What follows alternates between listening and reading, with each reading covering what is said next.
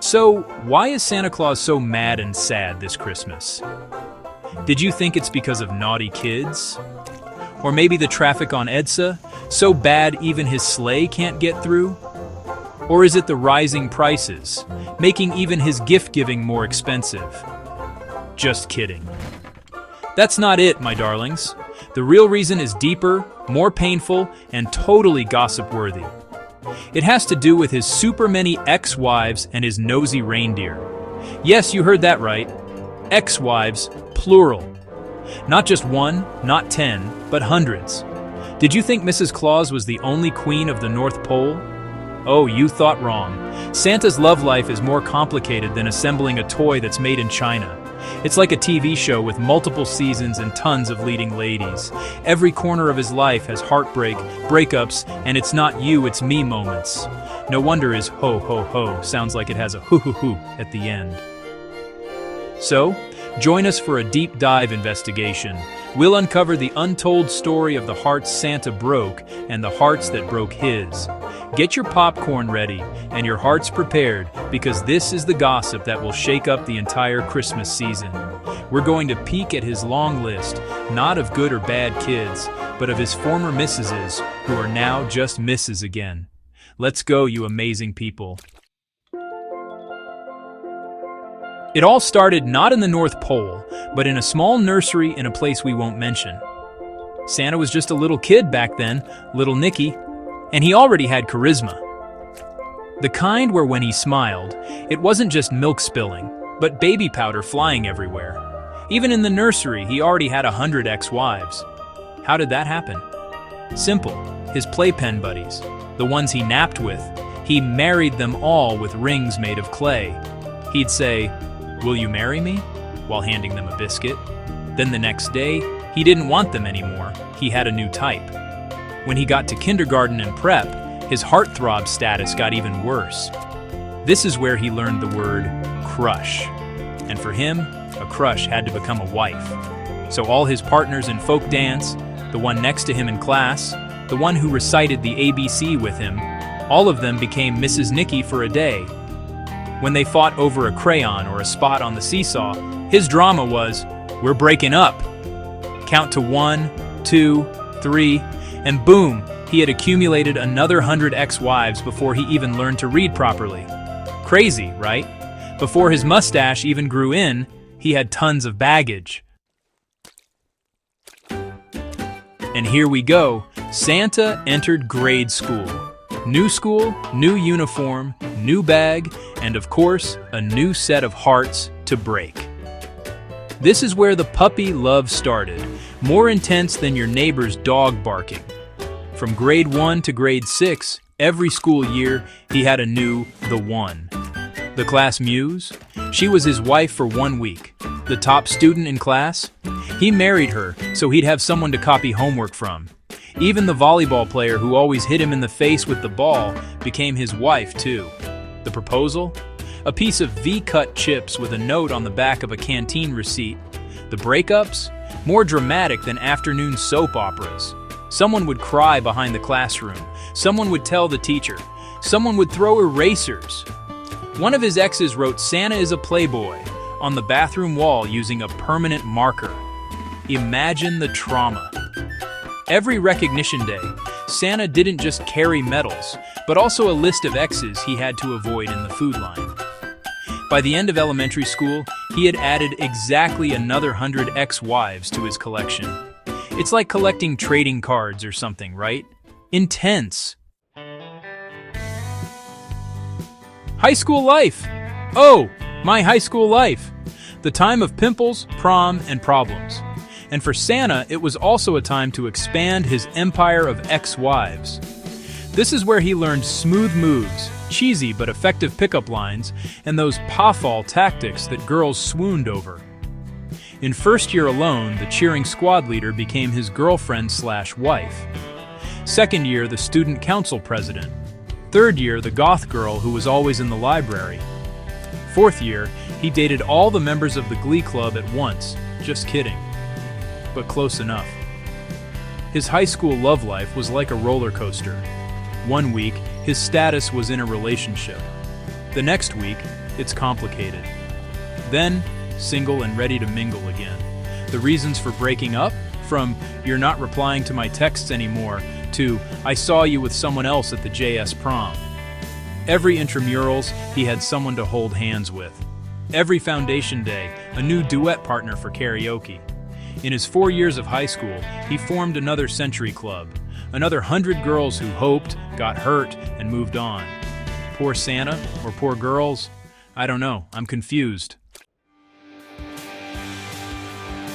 Did you think he'd change in senior high? Because, preparing for college, he should be more mature, right? Dream on, girl. Here, everything got even more complicated because there were new tracks, STEM, humps, ABM, and for Santa, that meant more fish in the sea. His motto was, "Why specialize when you can generalize love?" So his strategy was to get a wife from each strand. He had a future doctor wife, a future accountant wife, and a future artist wife. For a balanced life, he said. But when you juggle too many things, nothing gets finished. The ending? Chaos. His wives would fight in the canteen. Some would pull hair in the hallway over the same varsity jacket Santa gave them. This is also where he got labeled the campus heartbreaker. He even had a fan club of his victims, called the Samahan ng Mga Pinaasa ni Santa, or SPS, Association of Girls Santa led on. But instead of learning his lesson, he seemed to get even more excited. In his 2 years of senior high, before he even marched at graduation, he had accumulated another 100 ex-wives. Consistent in his mischief, right? An award winner. College life, freedom. And for Santa, freedom to love and leave whoever he wants. When he entered university, it was like he was let loose in a buffet of love. Bigger campus, more colleges, more organizations. His course? Bachelor of Science in Breaking Hearts, major in ghosting. In his first semester alone, his thesis partner became his wife for the entire prelims period. By midterms, the muse of the engineering department was Mrs. Santa. For finals, he married the lady selling yema cake outside the gate. He wasn't content with just one college anymore. He became a cross-enrollee of love. One day he'd be in the College of Arts and Letters, on a date. The next day, in the College of Science, hugging someone. The day after that, in the College of Law, holding hands with someone. His time management was intense, my friends. So before he even finished his 4 years of college, he had added another 100 names to his ex-wives' Hall of Fame. His diploma, it almost had a list of his ex's names on the back. And because of his super messy love life, even his studies were affected. He didn't know what he really wanted to be anymore. So he decided to shift courses. From engineering, he moved to fine arts. And of course, with a change of course, his target market shifted too.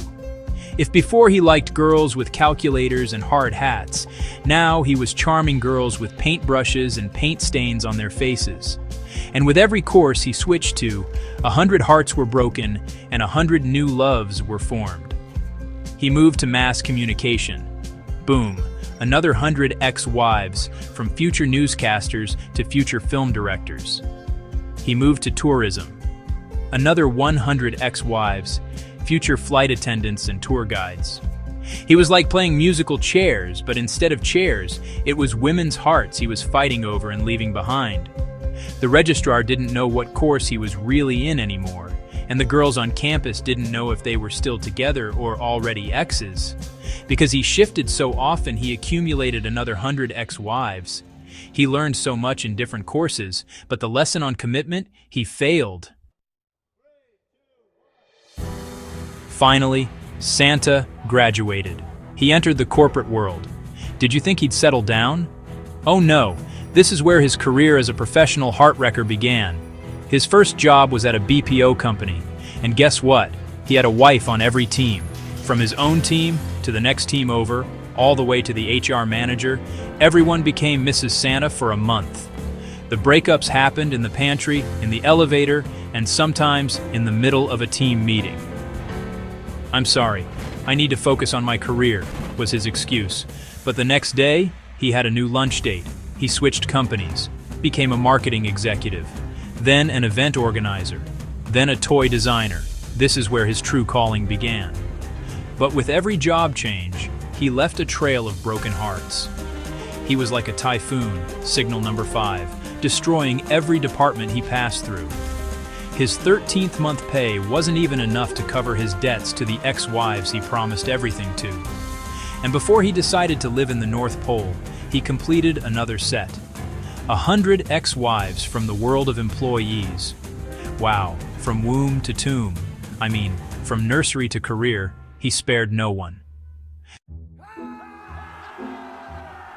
And there you have it, my amazing friends. You now know the whole truth. From nursery to career man, Santa Claus had 900 ex-wives.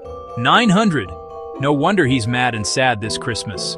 Imagine 900 women chasing him for alimony, child support for their pet dogs and cats, and emotional damages. His sleigh is full not of gifts, but of demand letters.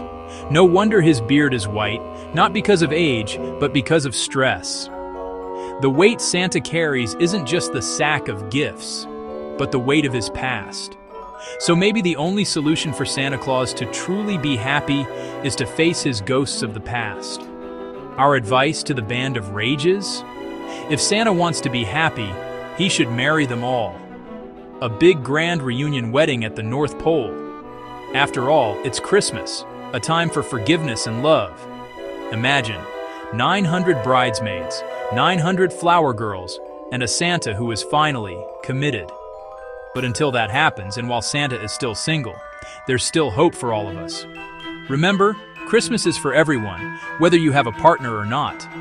And for all you singles out there, don't worry, Santa Claus loves you. As long as you're single, you're safe. You're all mine.